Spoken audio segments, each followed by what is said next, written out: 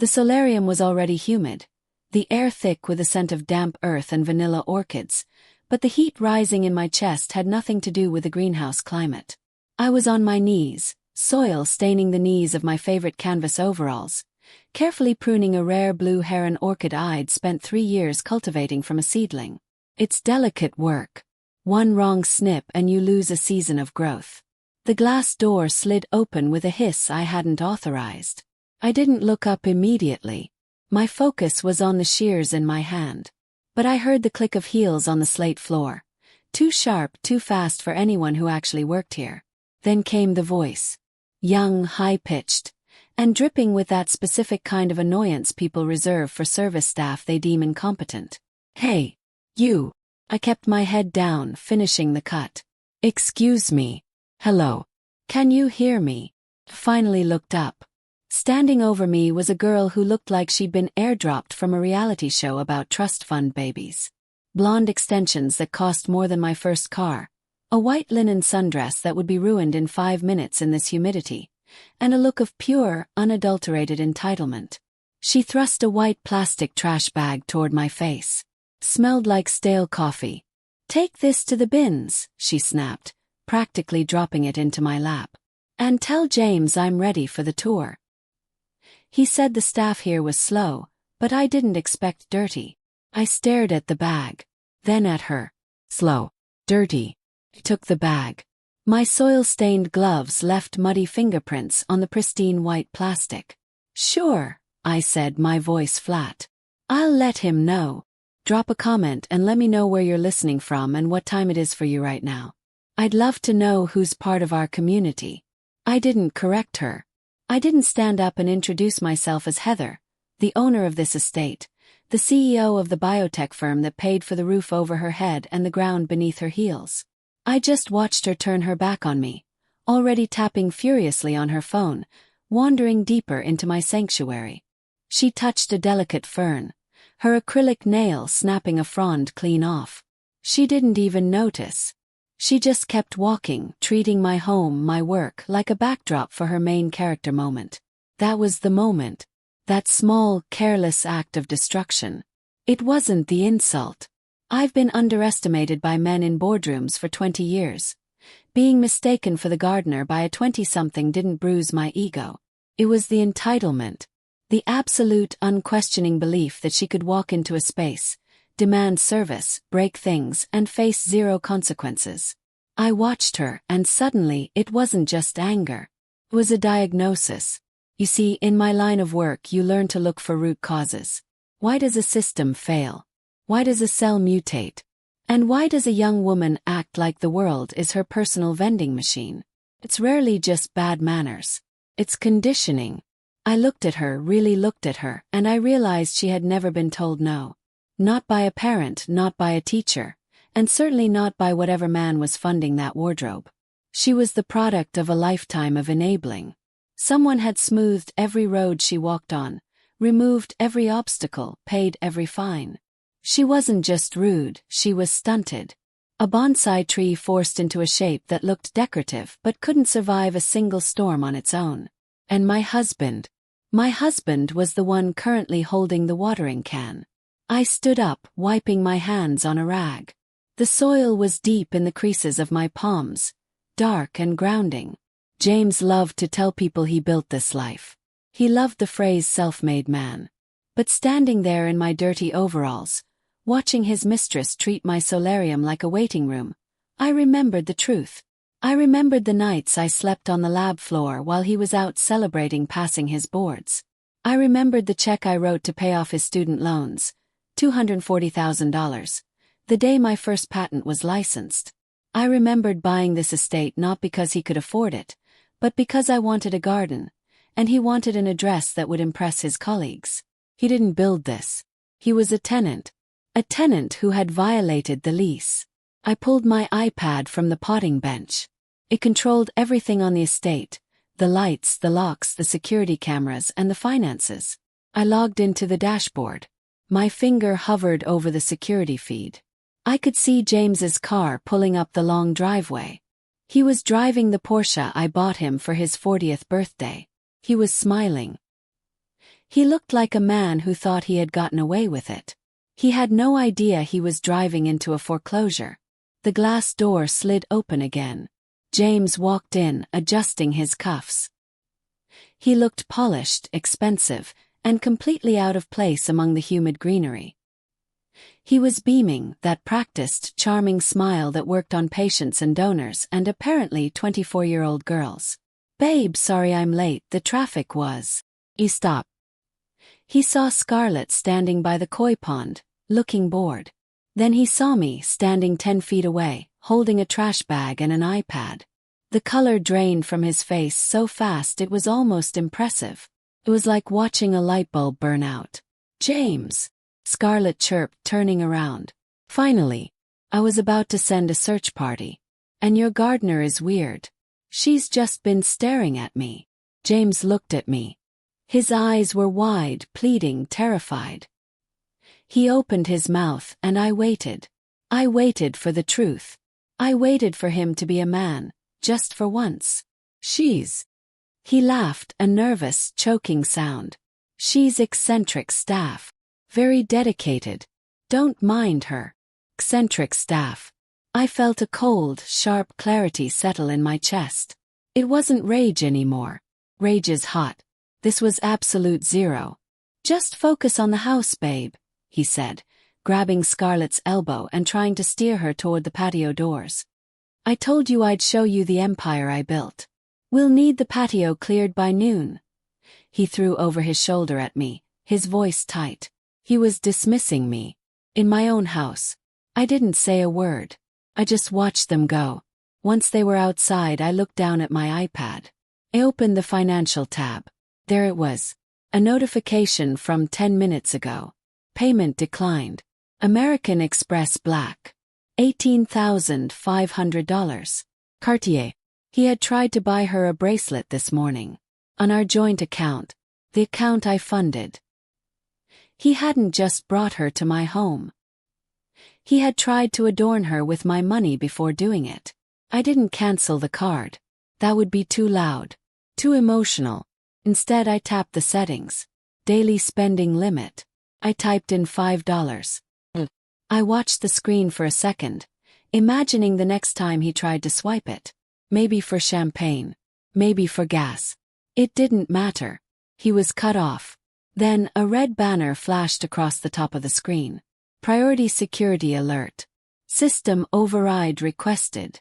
My frown deepened. An override.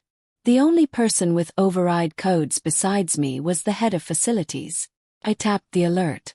It opened a live video feed. It wasn't an intruder. It was Robert. Robert, my head of facilities. The man who had worked for me for 6 years. The man who drove me to the airport at 4 a.m., who fixed the boiler on Christmas Eve so my parents wouldn't be cold, who bragged about his daughter graduating college every time I asked how he was doing. He was sitting in the security office, staring at the monitor. The monitor that was showing a live feed of the solarium. The monitor that had just shown Scarlett handing me trash and calling me the help. I hit the call button. "Robert." There was a silence on the line. Heavy breathing silence. "Ms. Heather." His voice was shaking. I saw the alert. I tuned in to check the cameras. I saw an unauthorized guest," he whispered. "Disrespecting you." It wasn't just professional embarrassment. It was personal. I could hear the heartbreak in his voice. "Robert," I said gently. "Do you know this girl?" The silence stretched out, painful and thin. "That's my daughter," he choked out. "That's Scarlett." Closed my eyes. The betrayal had layers. It wasn't just my husband cheating. It was my husband using the daughter of my most loyal employee to humiliate me. He was parading her around in front of her own father, banking on the fact that Robert was just staff, just part of the background, invisible. James didn't just think I was stupid. He thought everyone beneath him was blind. "I'm so sorry, Robert," I said. "Stay in the office. Don't come out yet." Hung up. I looked at the patio doors. James was pouring drinks from the outdoor bar, laughing, playing the Lord of the Manor. Scarlett was twirling, her dress flaring out, admiring the view. They looked like a commercial for a life they hadn't earned. I opened the file directory on my iPad. I needed to see how deep this rat went. If he was buying Cartier bracelets, where else was the money going? I found a folder named Practice Expansion. Opened it. It wasn't a business plan. It wasn't an invoice for MRI machines or new staffing. It was a loan application. A secondary mortgage on the estate. $450,000. Approved pending final signature. My eyes scanned the document. And there, at the bottom, was my signature. A digital signature I had never authorized. He hadn't just spent cash. He had leveraged my home. He had put a lien on the sanctuary I built to fund his ego trip. This wasn't just adultery. This was fraud. Felony fraud. He had crossed the line from a bad husband to a criminal. I looked up at the glass doors. They were still laughing. I tapped the home automation app. Solarium doors. The heavy magnetic locks engaged with a solid, echoing thud. James looked up, startled. He tried the handle. It didn't budge. He frowned, rattling it harder. "What's going on?" I heard Scarlett ask through the glass. I stood up. I peeled off the muddy gardening gloves and dropped them on the bench. I unzipped the dirty canvas overalls and stepped out of them. Underneath, I was wearing a black silk blouse and tailored trousers. Clean. Sharp. Picked up the iPad. I walked to the glass door. I didn't open it. I just stood there looking at him. James saw me. He saw the clothes. He saw the iPad. And for the first time in years, he really saw me. "Open the door, Heather," he shouted. His voice muffled by the double-paned glass. "This isn't funny." I tapped the intercom button. "You're right, James. It's not funny. It's an eviction." I unlocked the door and stepped out onto the patio. The air was cooler here, less stifling. James looked at me, sweat already beading on his forehead. "Babe, what are you doing? You're scaring Scarlett." Scarlett looked confused, her eyes darting between us. "Why is she dressed like that?" she whispered to him. I walked over to the teak table where they had set their drinks. I placed the iPad down in the center. The screen, glowing bright in the afternoon shade, showed two documents side by side. The declined Cartier transaction and the forged mortgage application. I looked at James. "You didn't build this empire, James," I said, my voice calm, conversational. "You're just a tenant. And your lease is up." James stared at the documents on the screen. His face a mask of pure, unadulterated panic. He looked at the declined transaction. He looked at the mortgage application with the forged signature that would likely end his medical license and possibly his freedom. "Heather," he started, his voice cracking. "Babe, listen. Can explain. It was an investment. Was. For our future." "Our future?" asked, voice cold. "The one where you mortgage my home to buy bracelets for a girl who thinks I'm the help?" James flinched. Scarlett stared at the loan papers, the fantasy cracking. "This is a misunderstanding," he said. "I was going to pay it back." "With what money?" "The equity you planned to steal from my house.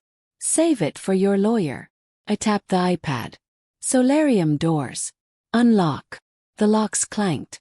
James moved for the exit, until Robert appeared in the doorway, gray facilities uniform on, name tag shining. Scarlett gasped. "Daddy!" James looked between them, sickly pale. "You know him." "He works here," I said. "Head of facilities. He installed the cameras you were performing for." Robert entered, eyes on his daughter. "I worked double shifts for your degree," he said quietly. "I drove Ms. Heather to the airport at 3 a.m. so you could have tuition. And you come into her home and treat her like dirt." "Daddy, I didn't know," Scarlett cried. "He said it was his house. He said his wife was."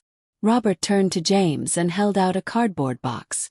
"Your essentials from the pool house. Security will escort you off the property." James pleaded.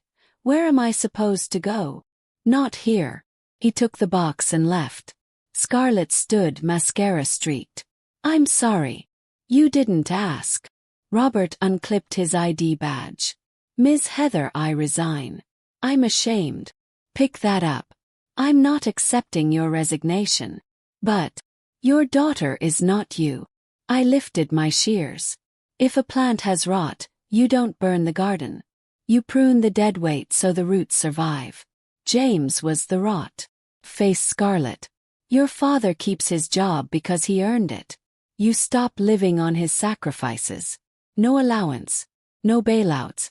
You pay your own rent, buy your own clothes, and learn what it costs to build a life.